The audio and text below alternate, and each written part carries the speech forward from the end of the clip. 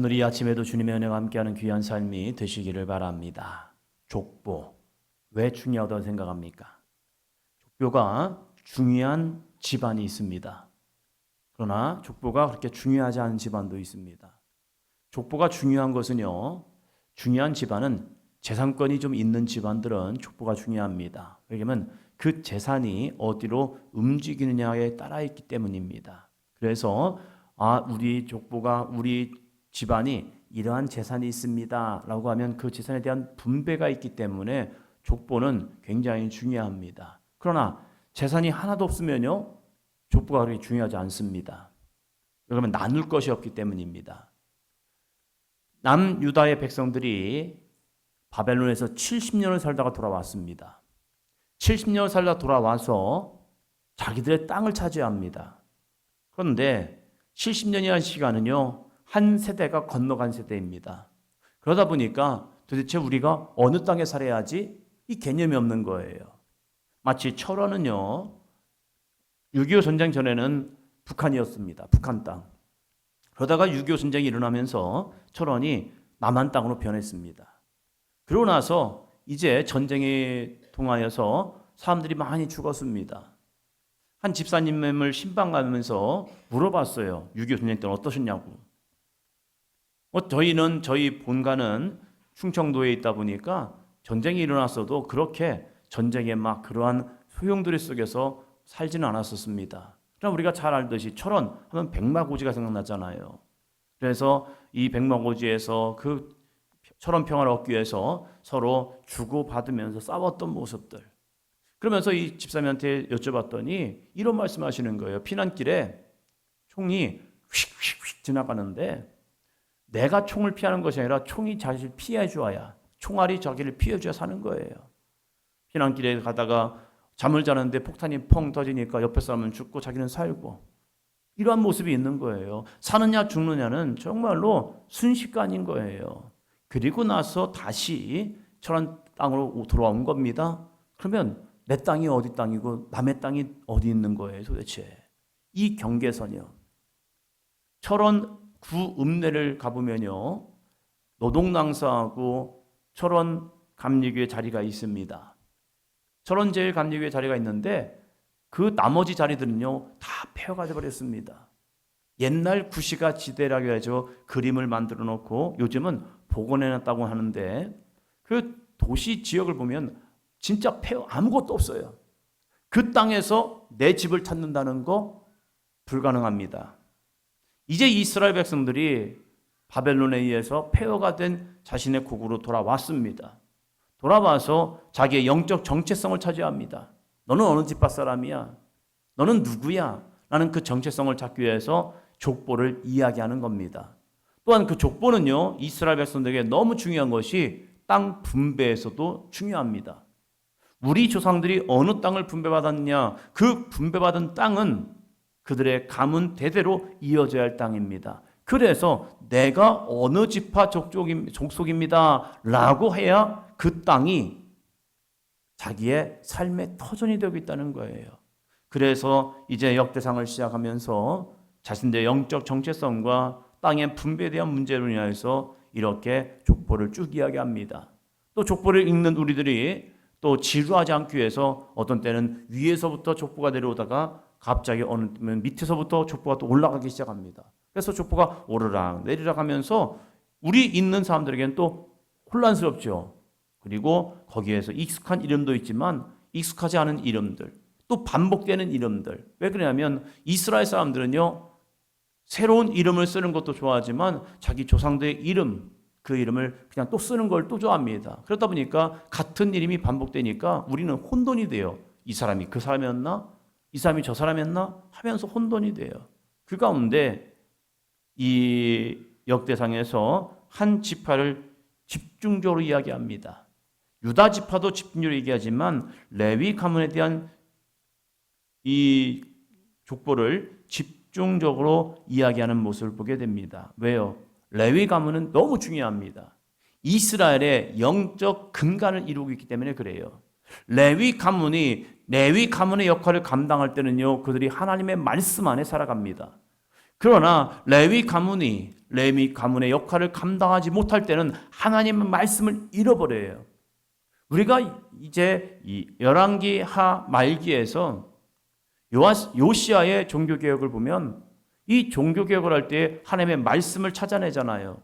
말씀을 성령에 찾아냈을 때에 놀라운 것은 생각하는 거 그거잖아요. 그러면 그때는 여호와의 말씀이 없었나? 없었다는 거예요. 종교 생활은 있었지만 말씀을 잃어버리니까 그들이 그저 우상숭배와 하나님을 찾는 것, 이것을 혼돈해버렸다는 거예요.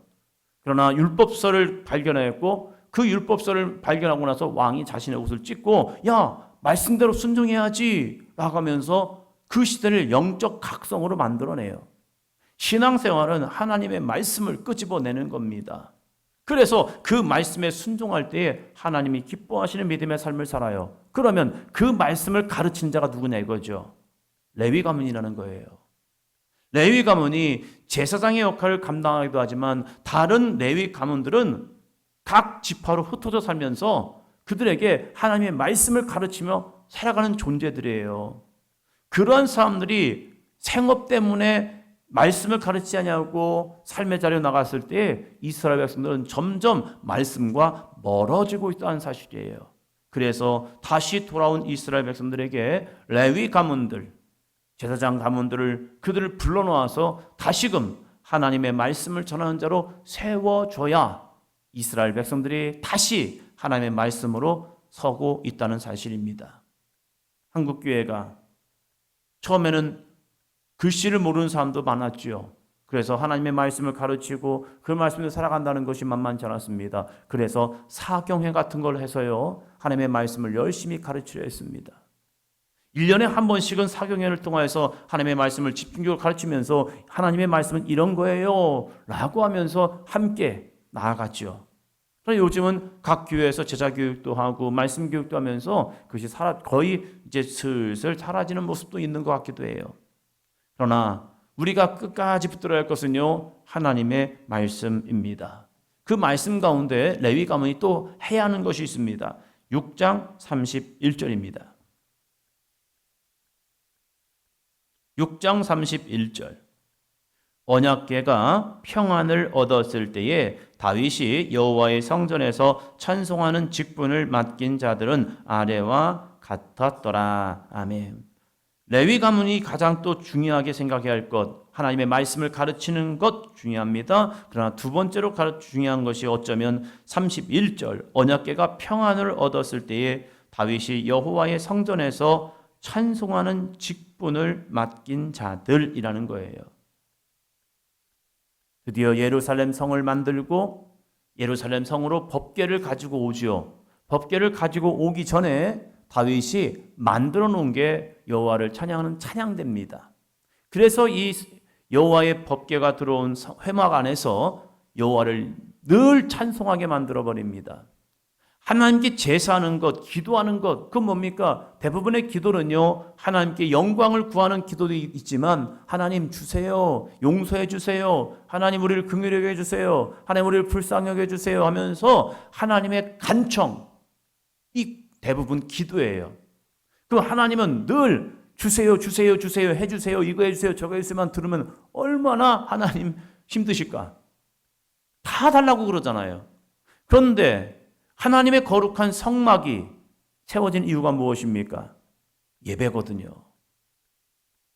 우리의 거룩한 이 성전이 세워져야 할 이유, 하나님의 위대하심을 찬양하고 영광 돌려야 할 모습이 바로 성전의 모습입니다. 예배는 우리의 간구도 있지만 더 중요한 것은 하나님께 경배와 찬송과 영광을 돌려드리는 것입니다. 그래서 담임 목사가 되면서 예배를 어떻게 좀 다시 한번 디자인하면 어떨까? 우리의 예배가 설교를 듣는 것도 중요해요. 그러나 예배의 진짜 모습, 예배, 이 말뜻 자체는요, 하나님께 영광과 경배를 올려드리는 거거든요.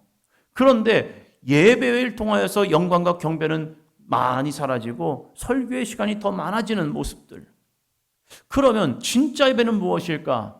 성경을 쭉 구약부터 쭉 보니까 영광의 찬송이 있는 거예요. 특별히 이사야 선지자의 모습을 보니까 하나님의 영광 보좌를 바라볼 때에 천사들이 스랍들이 여호와를 찬양하는 겁니다. 거룩하다 거룩하다 거룩하다 여호와의 이름이 영광과 찬송을 받게 하소서 하면서 그 스랍들이 한 것은 하나님의 말씀을 전하는 것도 있지만 하나님께 영광의 찬송을 올려드리는 거예요. 아 그렇구나.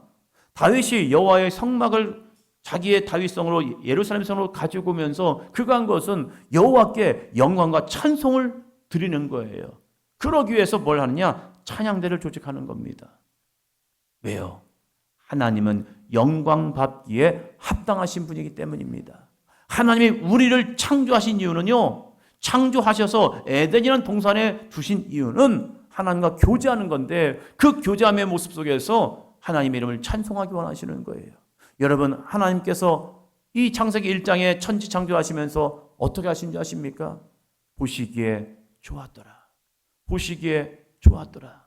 보시기에 참 좋았더라 하면서 하나님이 감탄하시는 거예요. 감탄. 와, 좋다. 하나님께서 우리를 만드시고 보시기에 좋았더라. 마치 엄마가 아이를 낳고 그 아이를 안으면서 그 아이가 얼마나 예쁜지요. 와, 예쁘다. 보시기에 좋았더라.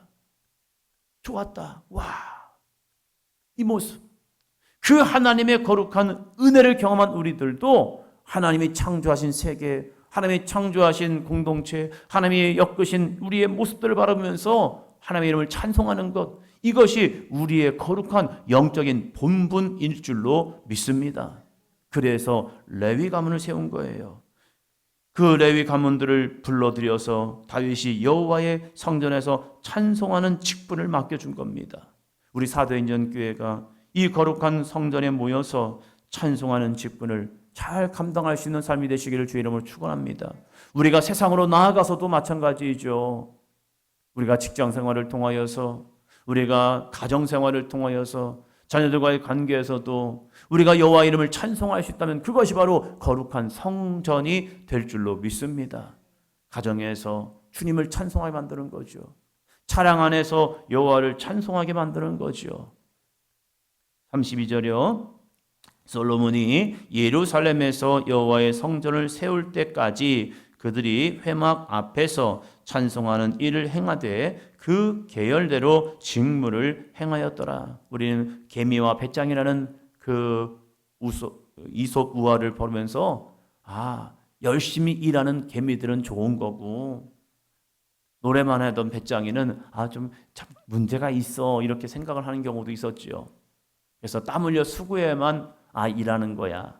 근데 배짱이의 일은요, 노래하는 거예요. 어렸을 때 일을 할 때에 이제 동네 분들과 집에서 일을 할 때 이제 동네 분들 같이 와서 모도 심고 이렇게 쭉 하죠. 그런데 모를 심으면서 가만히 모만 심는 사람도 있어요. 막 열심히 모 심고 일하고. 그런데 어떤 분들은요, 흥을 돋구더라고요. 그러면서 그 안에서 재미있게 노래도 하시면서 막 하셔요. 그러면 사람들이 다 같이 즐거워하면서 노동이 힘든 일이지만 그 힘든 노동 속에서 노래도 하시면서 흥에 겹게 하셔요. 그러니까 노동하는 것이 힘들어. 맞아요. 힘들어요. 그러나 노래를 통하여서 흥을 돋구면서 그들에게 기쁨을 주는 거예요. 그러면서 그렇구나. 누군가는 노래를 통하여서 이렇게 즐거움을 주는구나. 그런 느낌을 받았어요. 우리의 신앙 여정이 때로는 힘들고 질 때가 있을 거예요. 그리고 삶 자체가 버거울 때가 있을 거예요. 그럴 때 그냥 삶의 현장에서 나 지쳐, 나 힘들어, 나 탈진되었어 이걸로 끝나는 것이 아니라 그 가운데 하나님의 귀한 섭리를 바라보면서 여호와 이름을 찬송하는 거죠. 지쳐있는 영혼들을 새롭게 하고 잠자는 영혼들을 깨우고 믿음 없는 사람을 믿음으로 세워줄 수 있는 귀한 모습이요. 목회를 하면서 한 가정에서 그의 아내가 신앙생활하면서 집에 찬송을 틀어놨답니다. 찬송을 틀어놓으니까 처음에 남편이 시끄럽다고. 시끄러운 것은 자신이 듣는 세상 음악인 것 같아요.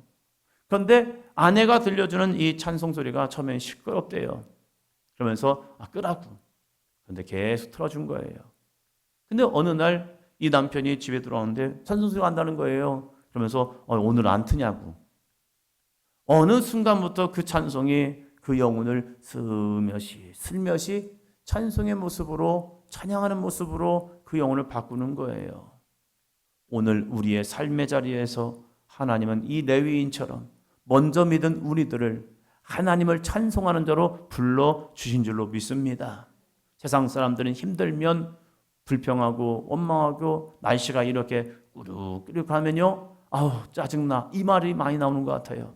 그러나 그 상황 속에서 우리들은 입을 열어서 이 31절 32절처럼 여호와의 성전에서 찬송하는 직분을 맡긴 자들은 아래와 같으니 같았더라. 바로 저와 여러분이 여호와의 성전에서 찬송하는 직분을 맡은 자로서 우리가 걸어가는 발걸음 속에서도, 우리가 생활하는 직장과 사업장과 가정에서도 늘 여호와를 찬송하는 귀한 삶, 그래서 우리가 구하는 것이 거룩한 성전이 되시기를 주의 이름으로 축원합니다. 예배당이 찬송이 넘치잖아요. 은혜로운 교회가 됩니다. 그러나 예배당이요, 회의로 가득 차잖아요. 분열과 다툼이 일어납니다. 그래서 예배당은요, 열심히 예배하는 거예요. 주님을 찬송하고 말씀으로 나아가고 기도하고, 그러면 교회는 은혜로운 교회가 되지만 그러한 것이 짧아지고 회의 시간이 길어지고 많아지면요, 교회는 분열과 다툼이 이루어져요. 왜? 회의는 내 생각이 많이 나오기 때문에 그래요. 그러나 예배, 찬송과 기도와 말씀은요, 오직 하나님께 영광과 응답의 모습이 있기 때문입니다. 오늘 나의 가는 발걸음 속에, 그래, 여호와를 오늘 나는 찬송하리라, 이 믿음을 가지고 비 오는 가운데서도 주님과 함께 걷는 이 여정이 귀한 기쁨의 여정, 감사의 여정이 되시기를 축원합니다.